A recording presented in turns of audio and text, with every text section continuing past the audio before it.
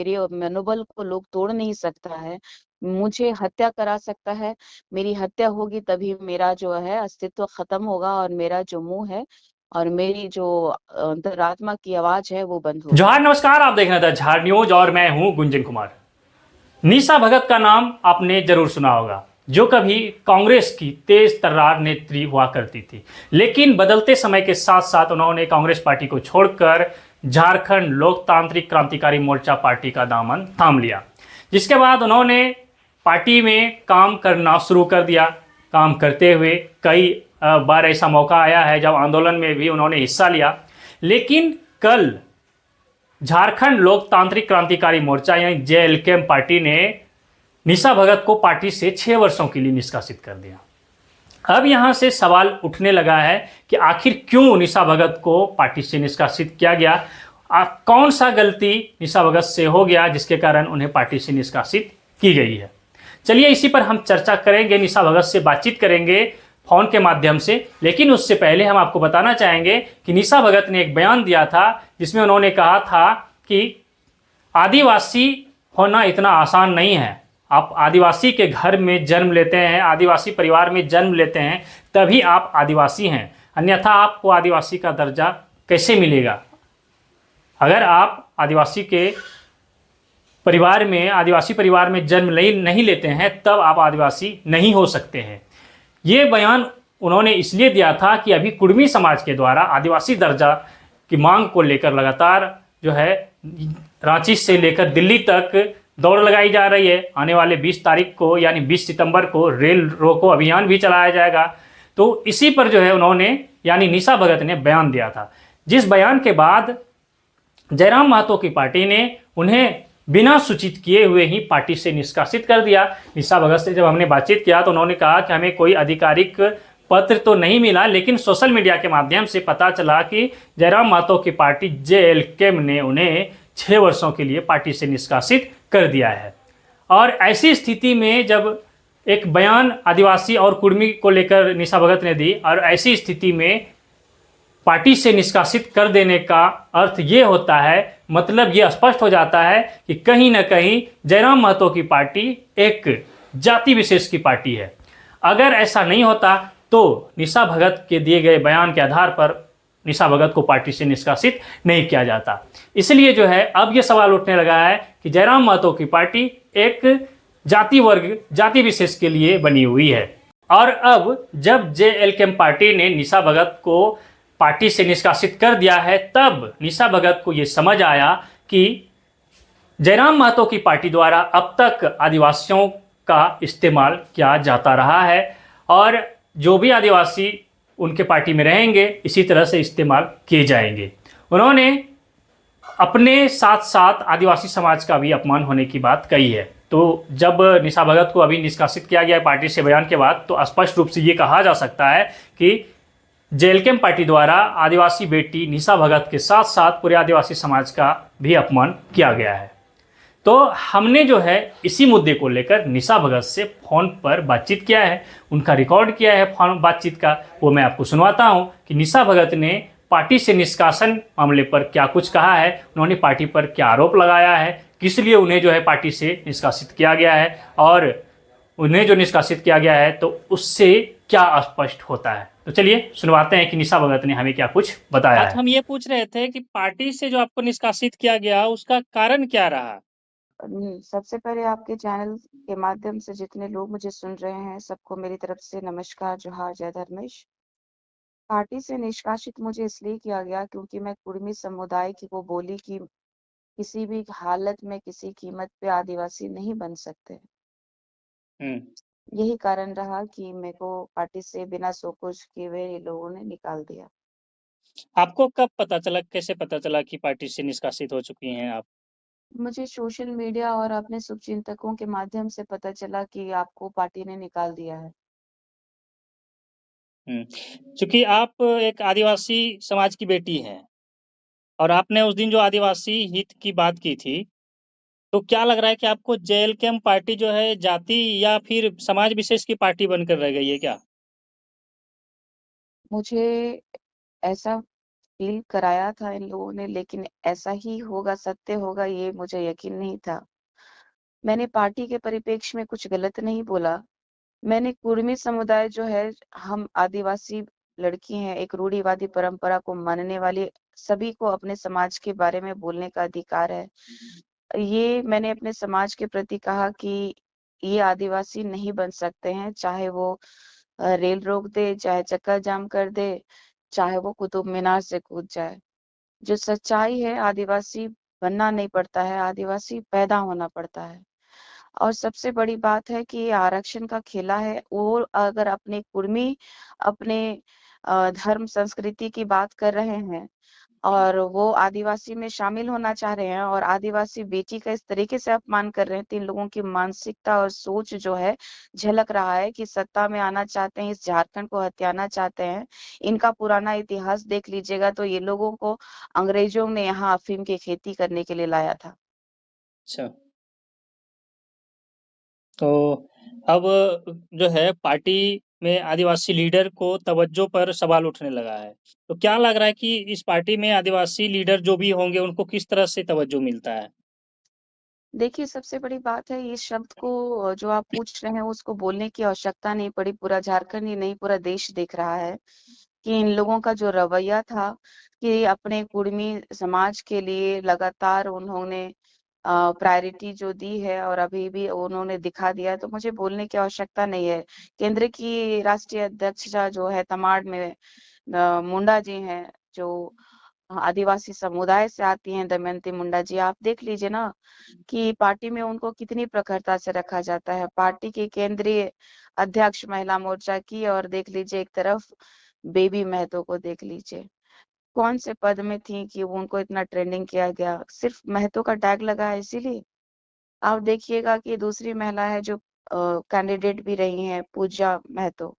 तो इन लोगों को, महतो लोगों को बहुत ही ज्यादा प्रायोरिटी देता है महतो पार्टी, और हमारे आदिवासी समुदाय को दरकिनार करती है। और उनकी जो सोच है, जो मेरे प्रति उन्होंने दिखा दिया, एक आदिवासी बेटी के प्रति दिखाया, उन्होंने एक जेल कैंप की पूर्व नेत्री के बारे में नहीं दिखाया, निशा भगत के बारे में नहीं दिखाया, उन्होंने आदिवासी समाज के बारे में, आदिवासी बेटी के प्रति उन लोगों का क्या मनसा है, क्या सोच है, उन्होंने दिखा दिया। और लगातार सोशल मीडिया में जिस तरीके से इन लोगों के अभद्र और गंदे गंदे विचार आ रहे हैं, इससे इन लोगों की मानसिकता का पता चलता है कि ये आदिवासी विरोधी हैं। तो अच्छा, एक और सवाल था कि अगर कभी आपके साथ ऐसा हुआ है क्या कि पार्टी में कोई पद दिलाने के नाम पर या फिर जब आप चुनाव लड़े हैं तो टिकट दिलाने के नाम पर कोई डिमांड, ऐसा कुछ?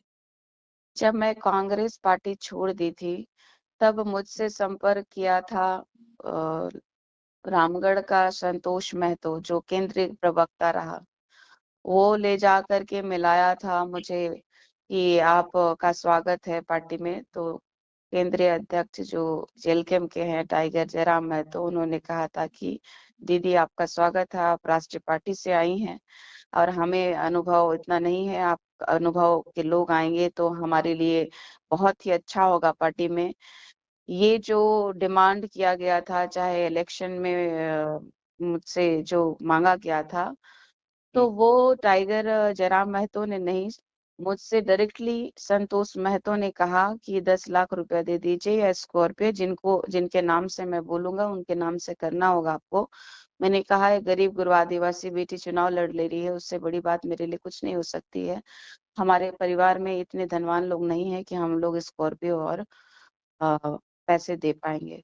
और दूसरी बात है कि ये जो विराट है, विराट मैं तो, वो लगातार हमसे पैसा का डिमांड करते रहा और उसका स्क्रीनशॉट भी मैंने शेयर किया था। वो व्यक्ति ऐसा है, जबकि उसकी मनमानी नहीं चली हमारे सामने, तो मुझे वो शुरू से बदनाम करना शुरू किया।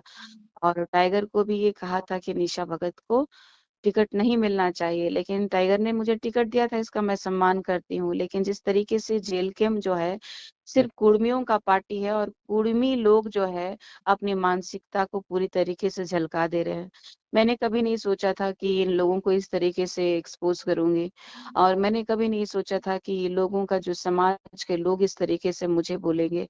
तो ये जो है, हमारा मन था कि पहले ही छोड़ दो पार्टी, लेकिन एक बात का पेशेंसफुली मैं वेट कर रही थी कि ये लोगों की तरफ से जो भी एक्शन रिएक्शन होगा, उसके बाद ही मैं पार्टी में नहीं रहूँगी। मुझे रेजिग्नेशन देना होगा तो मैं दे दूँगी। मैंने पहले ही सोच लिया था जब विराट ने मेरे से बदतमीज़ी किया था। एक कार्यक्रम के दौरान भी मुझे कहा था, बहुत बदतमीज़ी से अपशब्द का प्रयोग किया था, लेकिन मैंने सोचा कि ये जो बच्चे लोग हैं, ये लोग कुछ भी कह दे रहे हैं, उसको दरकिनार करते हुए आगे बढ़ना है। लेकिन कभी भी मैंने जेल कैम्प को बुरा नहीं कहा, किसी भी तरह का जेल कैम्प के प्रति मैंने अगेंस्ट काम नहीं किया, लेकिन इन लोगों को समझना चाहिए जब ईसाई धर्म और समुदाय के अगेंस्ट में मैं थी, जब जो चीरा झंडा का प्रकरण चल रहा था, जब अपने अस्तित्व और समाज को बचाने की बात कर रही थी, तब उस टाइम में तो जेल कैम्प का ग्राफ बहुत ऊँचा हो रहा था। तो ये दुःख का विषय है कि इन लोगों ने अपने स्वार्थ के लिए मुझे इस्तेमाल किया, ना ही मुझे कोई पद मिला था, ना ही कोई पदवी में थी, उसके बावजूद मैं लगातार काम कर रही थी। और इस तरीके से इन लोगों का जो बयान आ रहा है, ये काफ़ी चिंतनीय और दुःख का विषय है। आदिवासी समाज में कोई बेटी आगे बढ़ना चाहेगी, तो उसकी चरित्र का हनन अगर इस तरीके से किया जाएगा, तो ये काफ़ी दुःख का विषय है। यहाँ तो 2-2 कारण दिख रहा है। एक कि आपसे फिर डिमांड हुआ था 10 लाख रुपया स्कॉर्पियो, दूसरा कि आपने जो अभी बात कहा आदिवासी और कुर्मी को लेकर, तो ये 2-2 मामला सामने आ रहा है तब। देखिए, ये जयराम महतो का होगा या नहीं, ये तो नहीं जानती मैं, लेकिन ये जानती हूँ कि जिसने मुझसे डिमांड किया था, वो जेल कैम्प के केंद्रीय प्रवक्ता के रूप में उस टाइम में पदस्थापित थे। और संतोष महतो नाम का लड़का है, जो झापा से भी लड़ा था चुनाव। ये नहीं कह सकती कि उनकी मानसिकता खराब थी या फिर जयराम महतो की मानसिकता खराब थी। लेकिन अभी मुझे ये पता चल गया और पूरी दुनिया को पता चल गया कि जो कुर्मी समाज का सर्वोपरि है, वो जेल कैम्प है, और जेल कैम्प जो है कुर्मी समाज के अलावा उस परे कुछ नहीं सोच सकता। आदिवासी समुदाय के प्रति तो उनका बिल्कुल भी मार्मिक भाव नहीं है, ये समझ में आता है।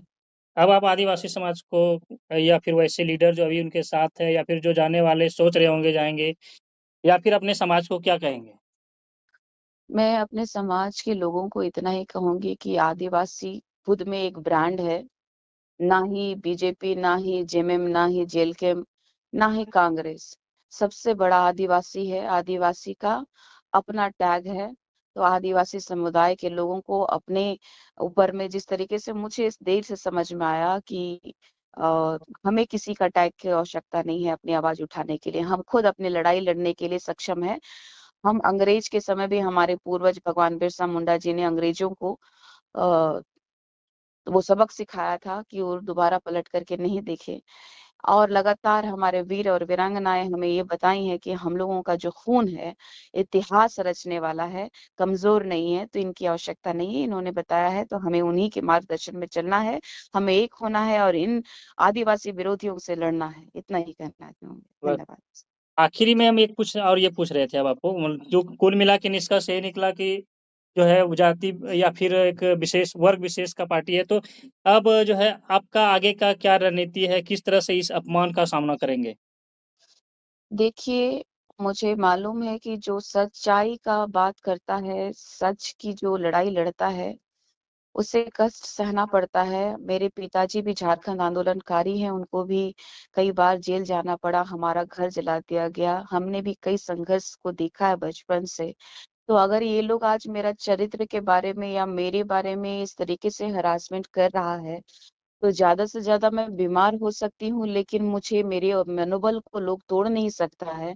मुझे हत्या करा सकता है, मेरी हत्या होगी तभी मेरा जो है अस्तित्व खत्म होगा और मेरा जो मुँह है और मेरी जो अंतरात्मा की आवाज़ है वो बंद होगी। चलिए, थैंक यू बातचीत करने के लिए। धन्यवाद। बाय। तो आपने सुना कि निशा भगत ने फोन के माध्यम से बातचीत करके पार्टी से निष्कासित होने पर क्या कुछ कहा और उन्होंने पार्टी को लेकर जो है जो बातें रखी, जो पार्टी के लोगों पर आरोप लगाया है उन्होंने, और पार्टी से निष्कासन मामले में जो उन्होंने कहा कि हमें किसी प्रकार की सूचना नहीं दी गई, सोशल मीडिया के माध्यम से नहीं पता चला कि पार्टी से निष्कासित किया गया। तो इस बात को सुनने के बाद आपको क्या लगता है? क्या वाकई में आदिवासी समाज की जो है आदिवासी समाज का अपमान हुआ है? क्या आदिवासी बेटी की अपमान हुई है? इस पर अपना राय जरूर दीजिए और बने रहिए हमारे साथ, देखते रहिए द झाड़ न्यूज।